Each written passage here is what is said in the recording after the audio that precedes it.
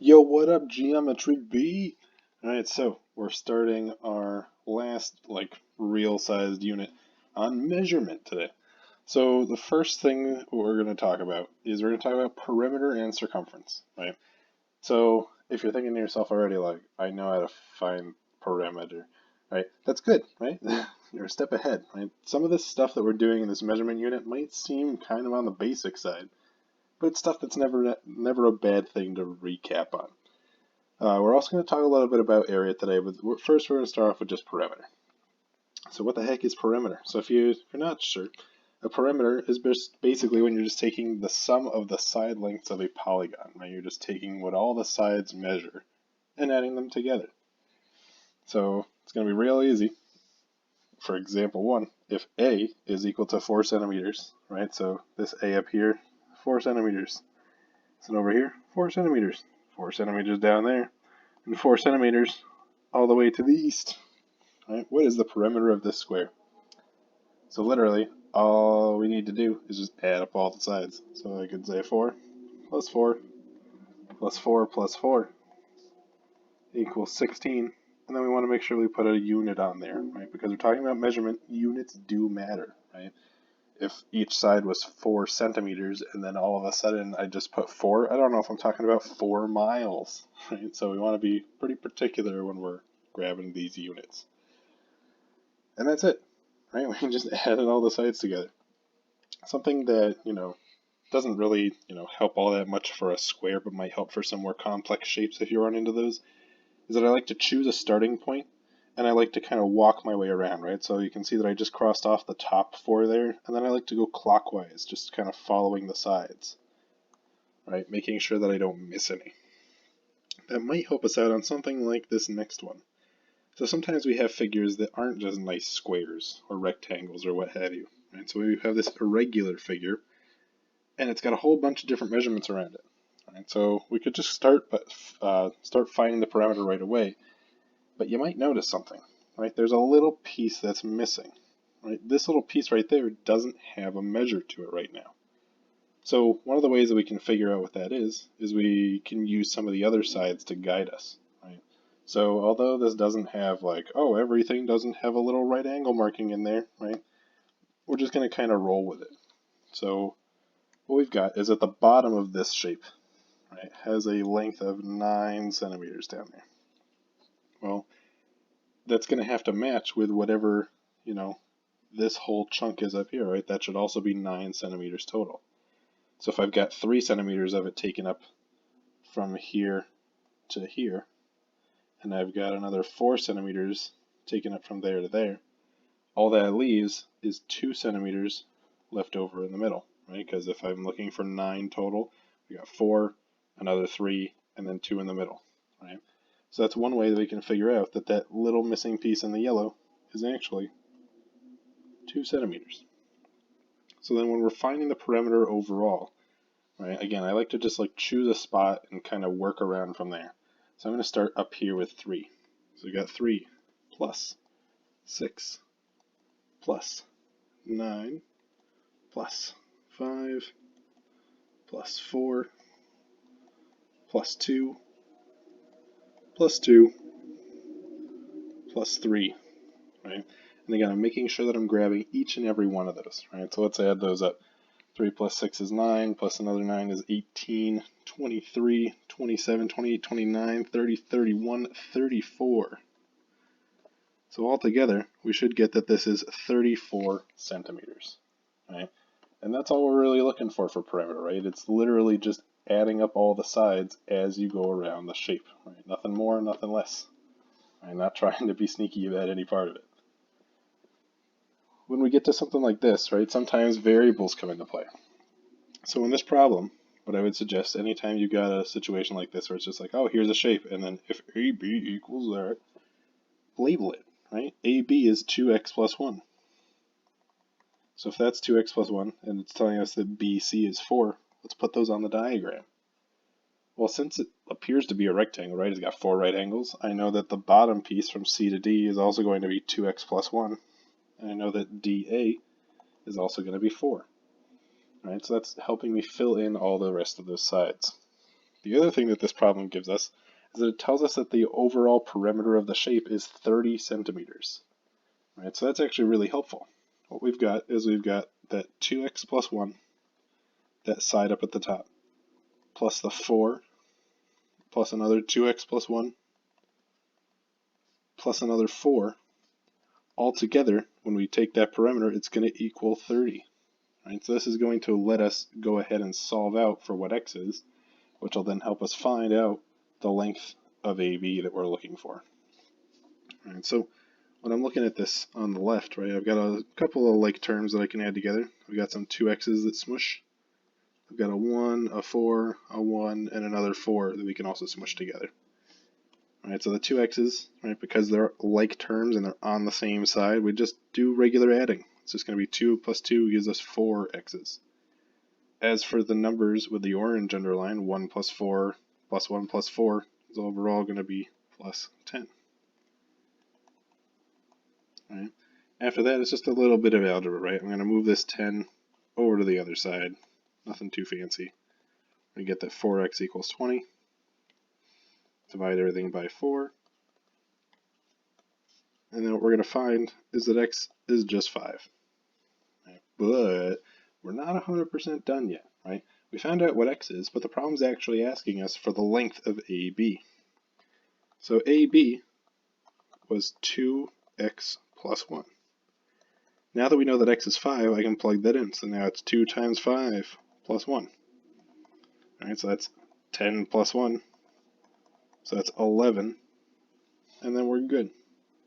Right, in this case, they didn't... I almost said something that wasn't true.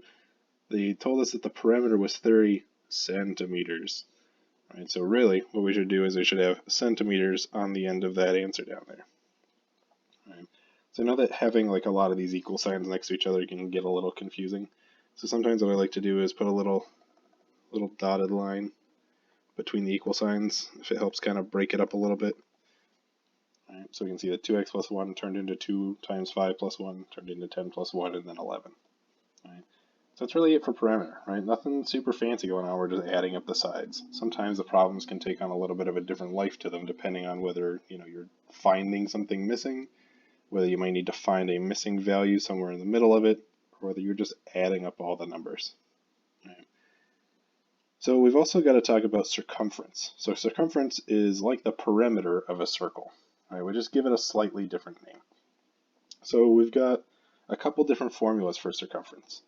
One of which, right, so in this formula that I've got right here, right, C is for circumference, R is the radius of a circle, right, it's the distance from the center directly to the edge, and then D is the diameter, right, it's like running through the center from one edge to the other.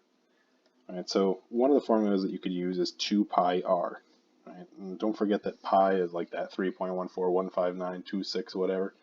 Right? Pi is actually just the circumference divided by the diameter, right? But one of the formulas you could use to find the circumference is 2 times pi times r. Right? One of the other ones that you could do is you could just do pi times the diameter, right? These are literally the same thing, right? The radius is halfway across the circle through the center. The diameter is the entire way.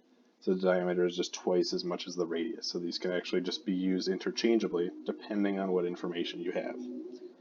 So for a problem like this first one here, if the radius of this circle is 7 inches, we want to figure out what the circumference is. So they're giving us the radius, they're telling it's 7 inches.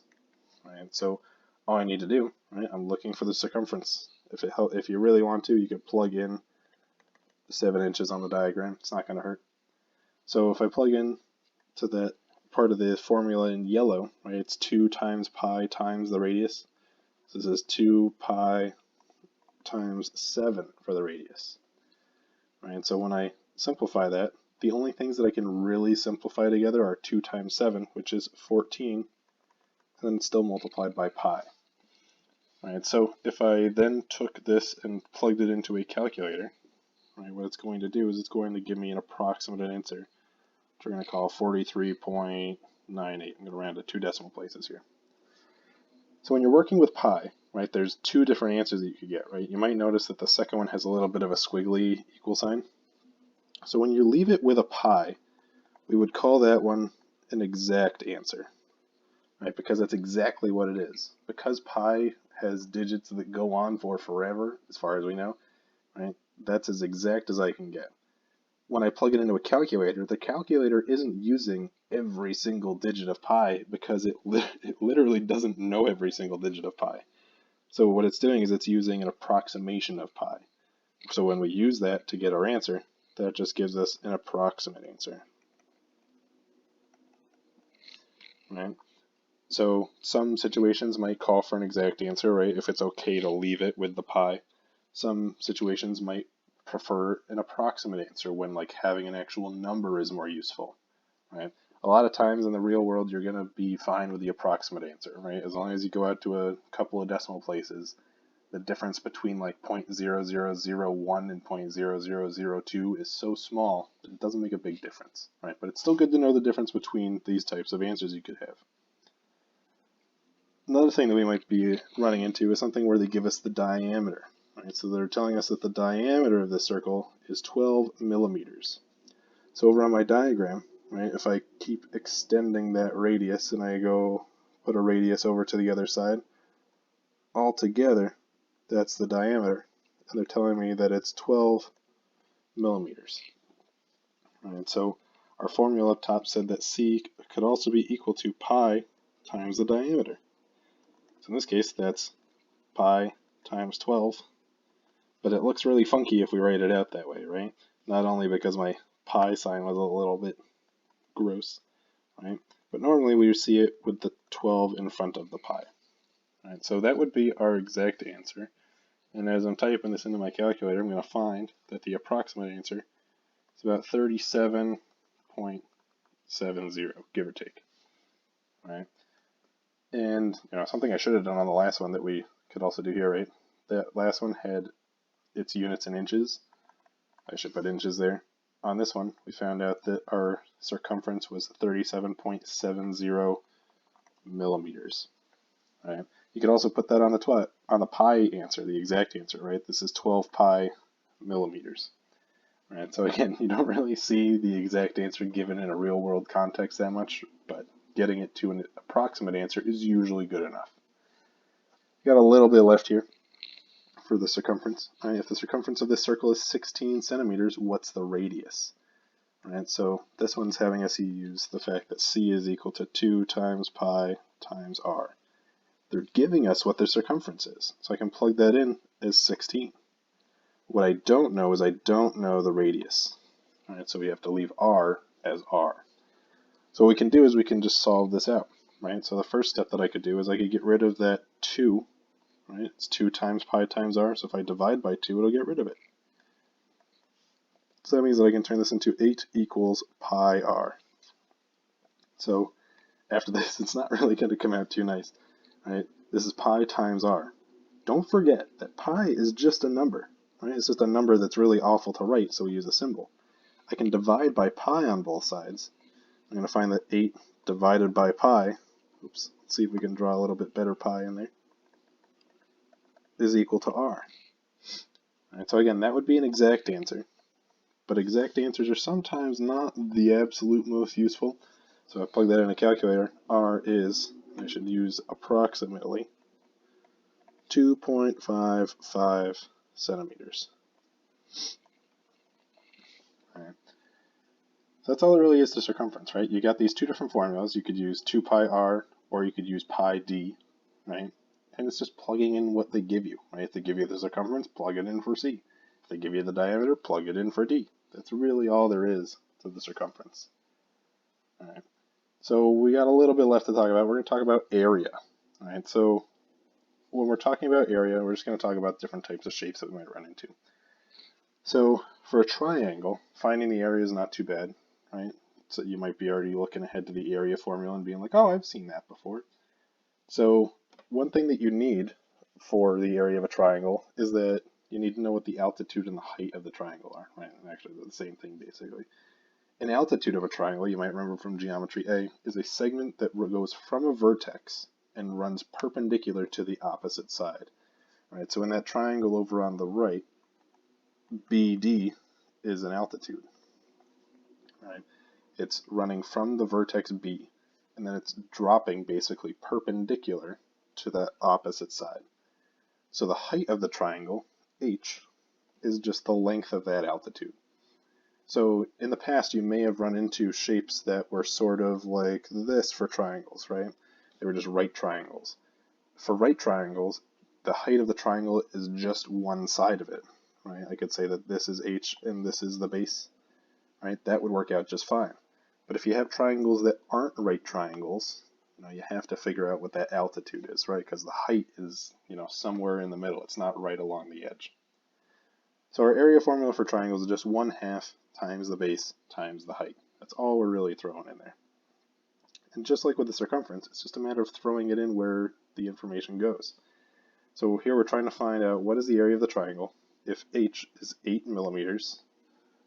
All right, so 8 millimeters for the height, and the base is 12 millimeters. Right, well, the area is equal to 1/2 times the base times the height. And all we got to do is just figure out what that is. All right, so 12 times 8, I believe, it's 96, and so it is. And then we're going to take half of 96, and we're going to find that this is just going to be 48. So when we're finding area, right, back on circumference and perimeter and everything else like that, it just had a unit where it was just like, this is the unit. When we're talking about area, it's got units squared. All right, so having that little squared piece is what's telling me that, oh, I'm working with area here, right? They are square units, square millimeters. All right, and that's all it is to find the area of a triangle.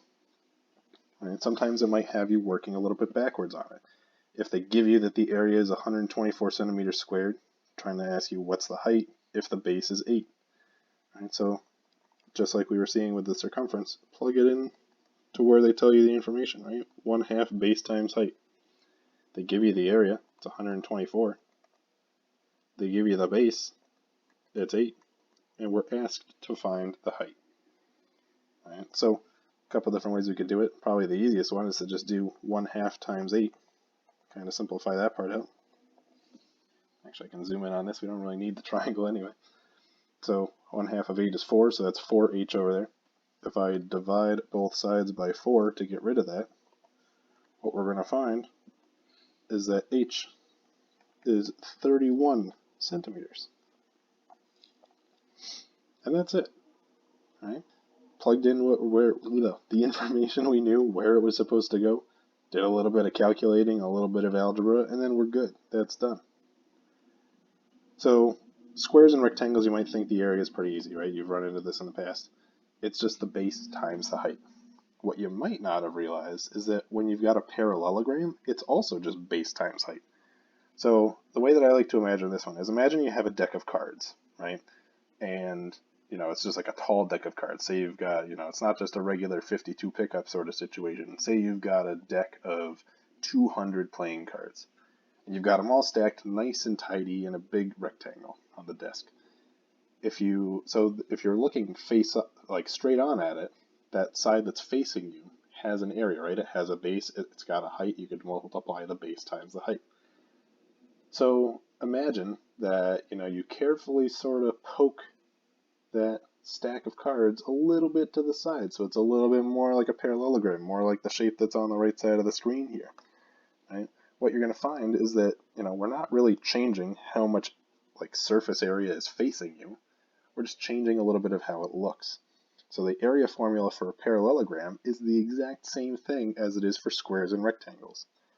Right? The only difference is that you got to be a little careful with the parallelograms because they also need that same sort of, altitude thing for the height. Right? For squares and rectangles, it's nice and easy. It's usually just the sides because they have right angles for sides. For a parallelogram where that's not the case, you do need to worry about grabbing this sort of altitude-y looking thing there. If you have that, you're all set.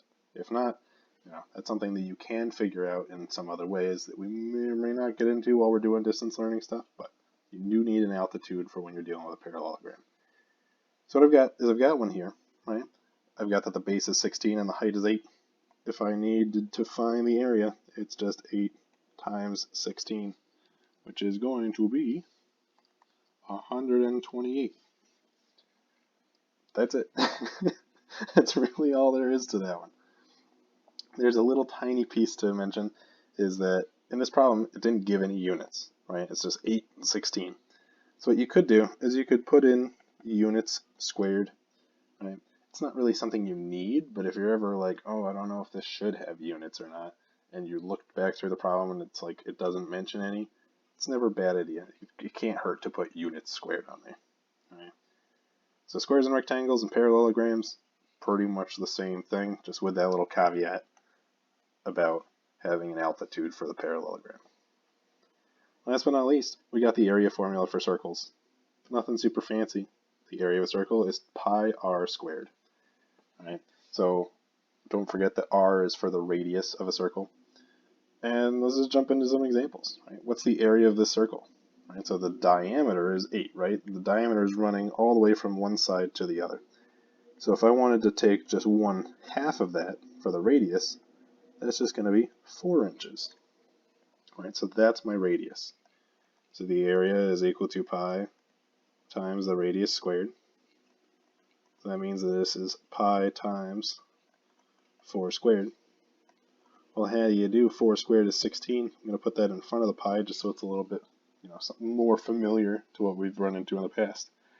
And again, what we're finding is that we have this exact answer, or I could get an approximate answer by actually using a calculator and figuring out what 16 pi is.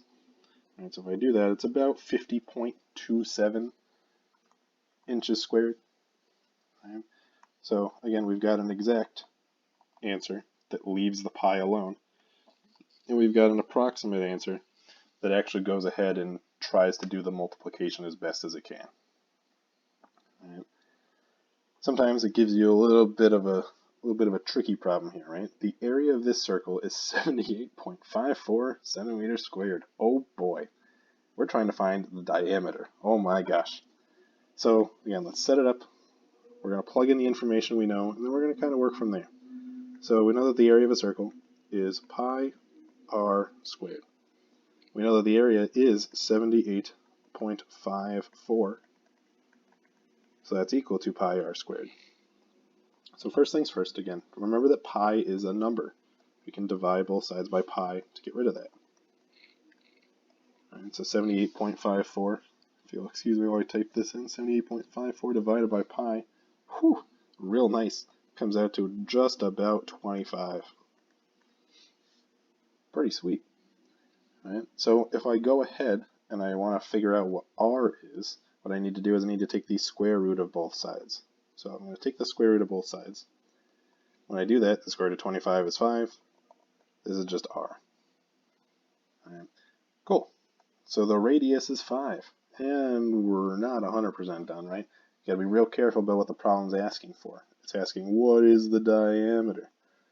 So don't forget that the diameter is just twice as much as the radius. So the diameter is 10. And in this case, it's 10 centimeters, right? They gave us that centimeters back up in the original problem there. That's all we gotta do to find the diameter. Honestly, that's it. Right? We went through perimeter. We talked about circumference, which is just like the circle-y version of perimeter. We talked about triangles, squares and rectangles, and parallelograms, and now circles. Right? If this seems like it's not so bad, that's awesome.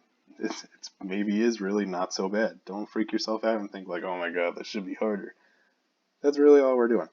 Hoping it made sense. If you have any questions, be sure to reach out to your teacher. Be sure to check on Google Classroom for any additional assignments or resources or anything else that's on there. And I'll see you next time. Bye!